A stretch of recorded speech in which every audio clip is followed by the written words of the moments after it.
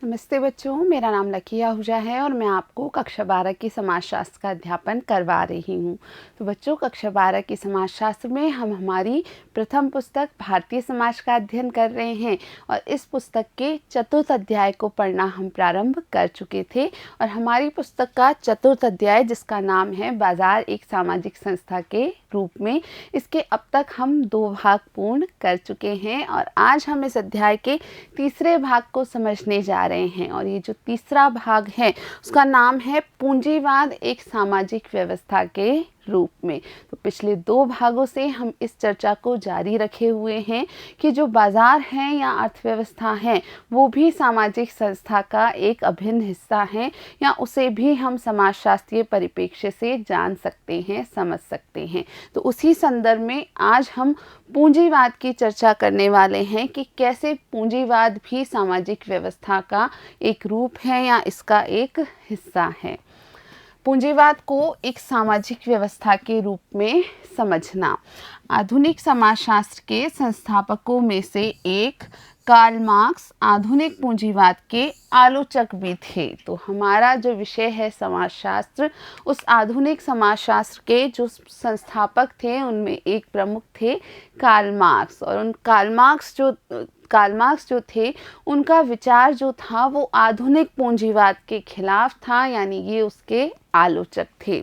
Marks ने पूंजीवाद को पण्य या कमोडिटी उत्पादन या बाजार के लिए उत्पादन करने की व्यवस्था के रूप में समझा, जो कि श्रमिक की मजदूरी पर आधारित है। तो मार्क्स का ये विचार था कि ये जो पूंजीवाद है उसमें पण्य या कमोडिटी जो हैं उनका उत्पादन किया जाता है, और ये जो उत्पादन है वो वास्तव में एक ऐसी व्यवस्था के तहत होता है जो कि किसी श्रमिक की मजदूरी पर ही आधारित होती है।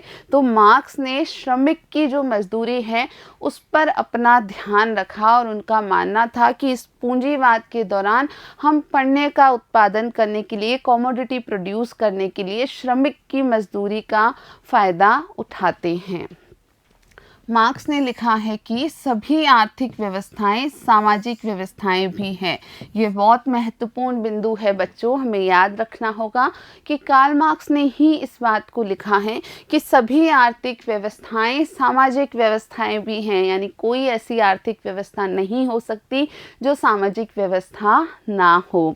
हर उत्पादन विधि विशेष उत्पादन संबंधों से बनती है और अंततः वह एक विशिष्ट वर्ग संरचना का निर्माण करती है।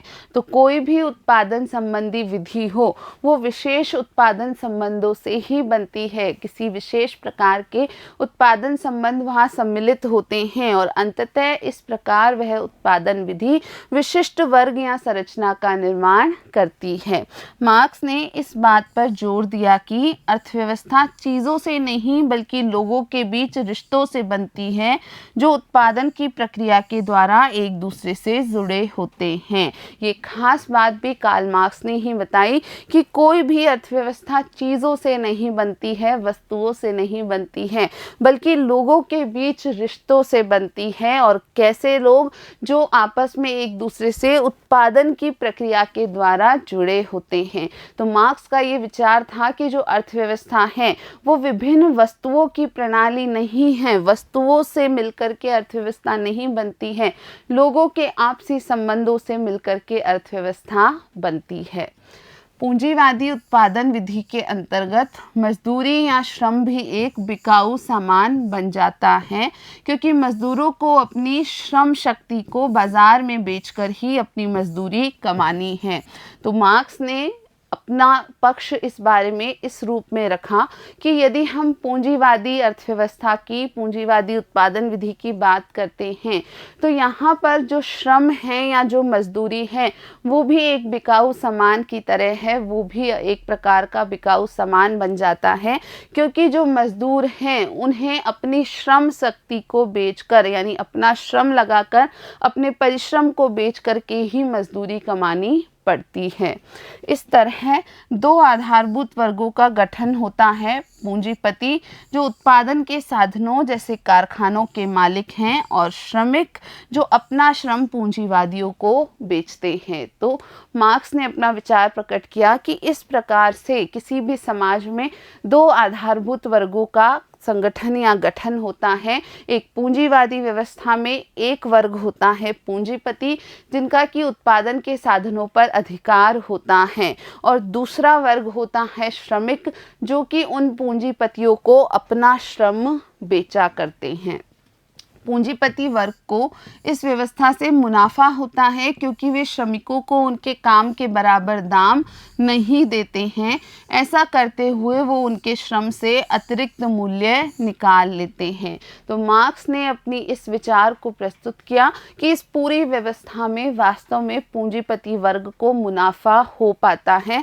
और वो मुनाफा क्यों होता है? क्योंकि वो श्रमिकों से जितना काम लेते हैं, उनसे जितना श्रम लेते हैं, उसके बराबर दाम उन्हें नहीं देते हैं, और ऐसा करने के दौरान श्रमिकों के श्रम के फलस्वरूप ही पूंजीपतियों को अतिरिक्त मूल्य प्राप्त होता है। तो वास्तव में जो मुनाफा प्राप्त किया जा रहा है पूंजीपतियों द्वारा, वो श्रमिकों के श्रम का ही परिणाम होता है।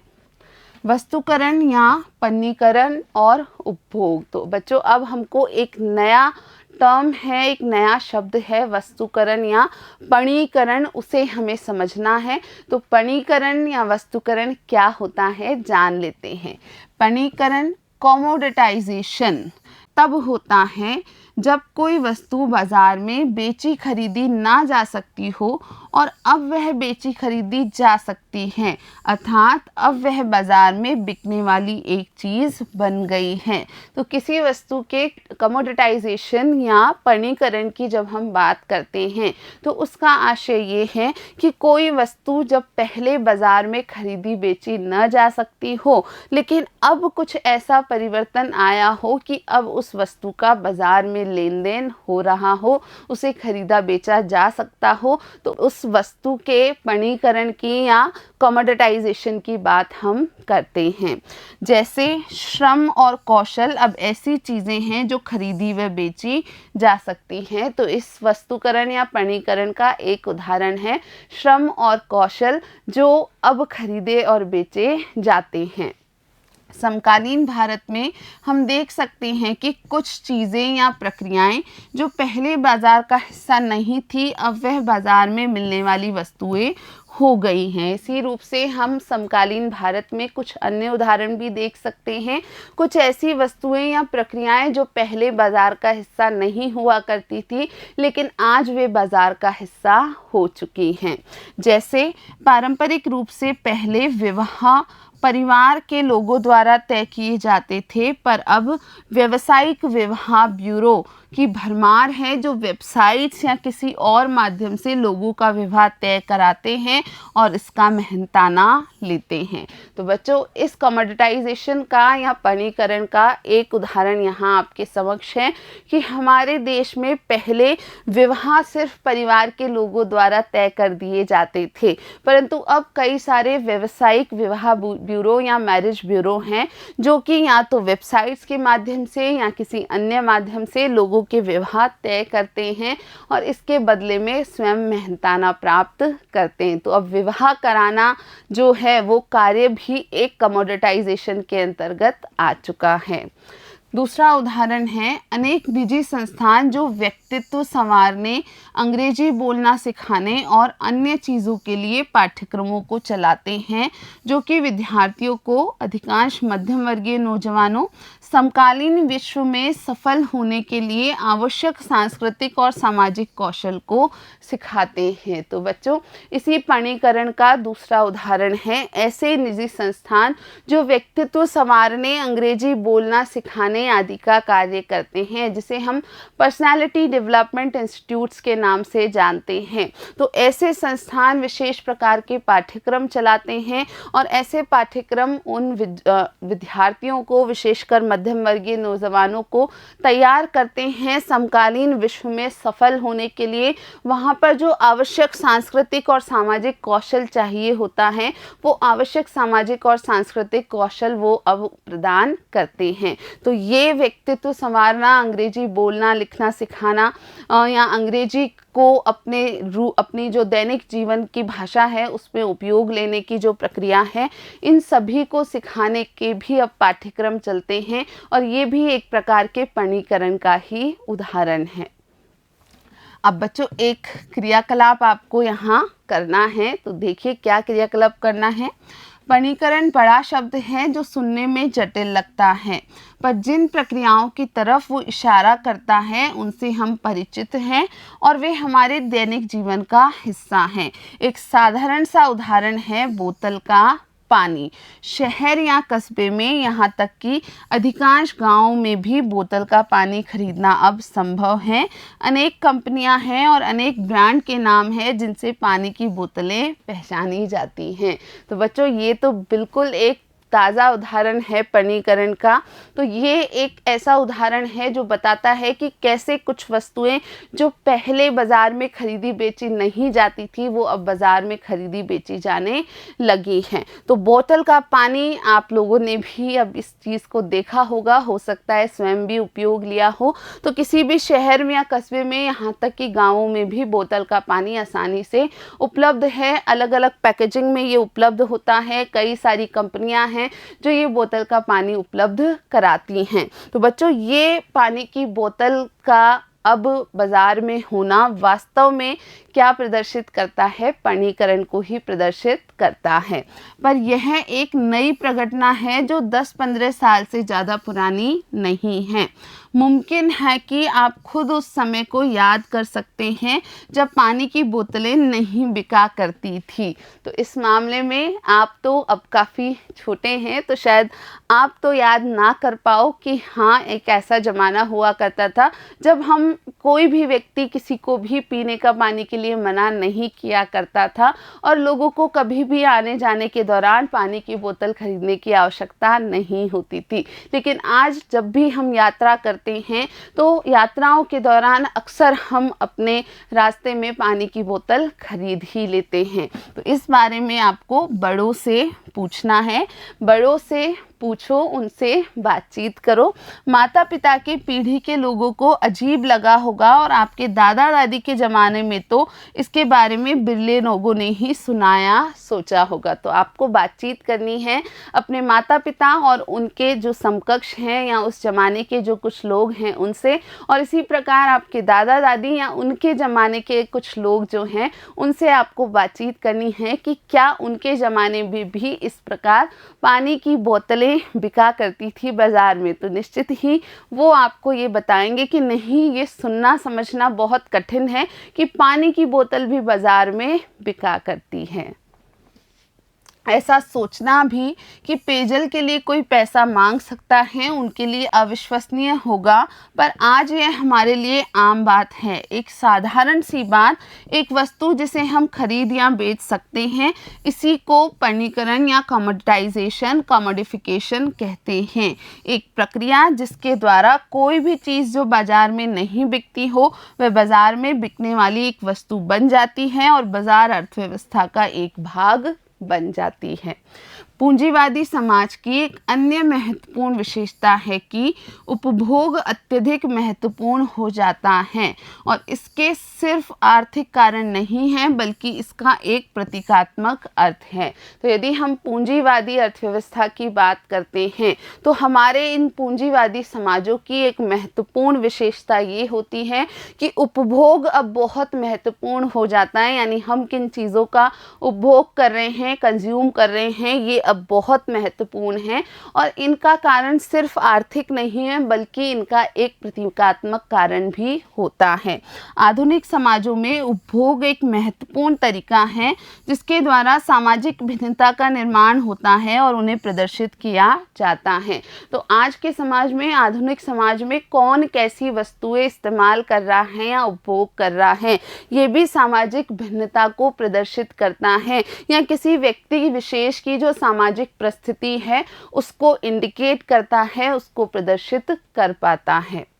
उपभोक्ता अपनी सामाजिक, आर्थिक स्थिति या सांस्कृतिक प्राथमिकताओं को कुछ विशेष वस्तुओं को खरीदकर या उनका प्रदर्शन कर प्रदर्शित करता है और कंपनियां उन बातों पर गौर करती हैं और वो अपने सामान, परिस्थिति या संस्कृति के प्रतीकों के आधार पर बनाती एवं बेचती है। तो जितने भी लोग उपभोग करने वाले हैं, उपभोक्ता हैं, वो खासकर अपनी सामाजिक, आर्थिक या सांस्कृतिक प्राथमिकताओं को कुछ विशेष प्रकार की वस्तुएं या सामान खरीदकर प्रदर्शित करने का प्रयास करता है। और इसी प्रकार जो कंपनियां हैं जो विभिन्न प्रकार के सामान या उत्पाद बनाती हैं, वे कंपनियां इन बातों पर गौर करती हैं कि किस प्रकार के उपभोक्ता किस प्रकार की चीज़ों से प्रभावित हो सकते हैं और वो सामान जो है वो परिस्थिति और संस्कृति के मुख्य प्रतीकों के आधार पर बनाती हैं और उसी आधार पर उनको बेचा करती हैं। समाजशास्त्र के संस्थापकों में से एक मैक्स वेबर ने पहली बार इस बात को लोगों के सामने रखा कि लोग जो सामान खरीदते हैं एवं उपयोग करते हैं वे समाज में उनकी परिस्थिति से गहनता से जुड़ा होता है। उन्होंने इसको प्रतिष्ठा का प्रतीक माना। तो मैक्स वेबर का विचार भी हमें यहाँ जानना है। तो उन्होंने सबसे पहले इस बात को लोगों के समक्ष रखा कि लोग जो भी सामान खरीदते हैं या उनका उपयोग करते हैं वो सामान समाज में उनकी परिस्थिति से गहरे रूप से जुड़ा होता है। यानी एक व्यक्ति अपनी सामाजिक परिस्थिति के अनुसार ही कोई भी वस्तु या सामान खरीदता है और उन्होंने इसे यानी इस प्रकार जो सामान को या वस्तुओं को खरीदने की प्रवृत्ति है उसे प्रतिष्ठा का प्रतीक माना है। वेबर ने इस बारे में भी लिखा कि किस तरह से लोगों की जीवन शैली के आधार पर उनके वर्गों और परिस्थिति समूहों में भिन्नता की जाती है। तो व्यक्ति विशेष की जीवन शैली क्या है, किस प्रकार की वस्तुओं का वो उपभोग कर रहा है, इसके आधार पर उनके वर्गों या उनके परिस्थिति समूहों को अलग अलग हम बांट सकते हैं या उन्हें भिन्न रूप से समझ पाते हैं। उपभोग जीवन का एक पक्ष है पर उसमें ये बातें भी शामिल हैं कि आप अपने घर को किस तरह से सजाते हैं, आप किस तरह के कपड़े पहनते हैं, किस तरह के मनोरंजन को पसंद करते हैं और दैनिक जीवन के अन्य पक्ष भी इसमें शामिल हैं। तो वास्तव में उपभोग यानी अलग अलग चीज़ों का उपयोग करना जीवन का एक पक्ष है। हमें वास्तव में ज़रूरत होती है कई चीज़ों को और हम उन्हें उपयोग करते हैं, परंतु उसमें कई अलग बातें, कई और बातें भी शामिल हैं। जैसे हम अपने घर को या आप अपने घर को किस प्रकार सजाते हैं, आप किस प्रकार के कपड़े पहनते हैं, आप किस तरह के मनोरंजन को पसंद करते हैं और दैनिक जीवन में अन्य कार्य या अन्य वस्तुएं भी आप किस प्रकार की इस्तेमाल करते हैं। समाजशास्त्री आधुनिक समाज में उपभोग के स्वरूप और जीवन शैलियों का उनके सांस्कृतिक एवं सामाजिक महत्व के कारण अध्ययन करते हैं। तो समाजशास्त्री वास्तव में आधुनिक समाज में, आज के समाज में उपभोग के स्वरूपों का और जीवन शैलियों का उनके सांस्कृतिक और सामाजिक महत्व के संबंध में अध्ययन किया करते हैं। समाजशास्त्री विशेष रूप से इस बात पर अपना ध्यान केंद्रित करते हैं कि लोग जिस प्रकार की जीवन शैली अपना रहे हैं, जिस प्रकार की वस्तुएं वे खरीद रहे हैं, उनका उनके सांस्कृतिक और सामाजिक परिस्थितियों से क्या संबंध होता है। अब बच्चों आपको एक और छोटा सा क्रियाकलाप करना है, देख लेते हैं ये क्रियाकलाप क्या है। अखबारों और किताबों से विज्ञापन इकट्ठा करें। उनमें से 2 या 3 विज्ञापन चुनें जो आपको रुचिकर लगे हों। तो आप देखते हैं अखबारों में या फिर मैगजीन्स में, किताबों में कई विज्ञापन आते हैं। आपको उनमें से कुछ विज्ञापनों को इकट्ठा करना है और उनमें से 2 या 3 ऐसे विज्ञापन चुनने हैं जो आपको रुचिकर लगें। उनमें से प्रत्येक विज्ञापन के लिए निम्नलिखित प्रश्नों का उत्तर देने की कोशिश करें। अब जो विज्ञापन आपको पसंद आ गए हैं, आपको रुचिपूर्ण लगे हैं, उन विज्ञापनों के संबंध में ये कुछ प्रश्नों को आप पता करें। पहला है, किसी उत्पाद का विज्ञापन किया जा रहा है और उस उत्पाद का किस तरह से चित्रण किया गया है। तो जिस विज्ञापन को आपने रखा है, आपने चुना है, उसमें किस उत्पाद का विज्ञापन किया जा रहा है और इस उत्पाद का किस रूप में, किस तरीके से चित्रण किया गया है। और दूसरी बात जो आपको पता करनी है वो ये है, विज्ञापनदाता ने किस तरीके से एक सामाजिक परिस्थिति और जीवन शैली को अपने उत्पाद से जोड़ने की कोशिश की है। तो क्या जिस विज्ञापन को आप देख रहे हैं उसके विज्ञापनदाता ने सामाजिक परिस्थिति को और जीवन शैली को अपने विज्ञापन से जोड़ने का प्रयास किया है, और यदि ऐसा है तो कैसे ये आपको आपकी कक्षा में सभी दूसरों से बातचीत करनी है या सभी छात्रों को आपस में साथ में चर्चा करनी है। तो बच्चों, आज हमने इस तीसरे भाग में पर्णीकरण को, कमोडिटाइजेशन को पढ़ा और साथ के साथ ही हमने जाना उपभोग के सामाजिक और सांस्कृतिक पक्ष को। तो बच्चों, आज के लिए इतना ही। हम अपने इस चौथे अध्याय को अगले भाग में भी जारी रखेंगे। वीडियो देखने के लिए आप सभी का बहुत बहुत धन्यवाद।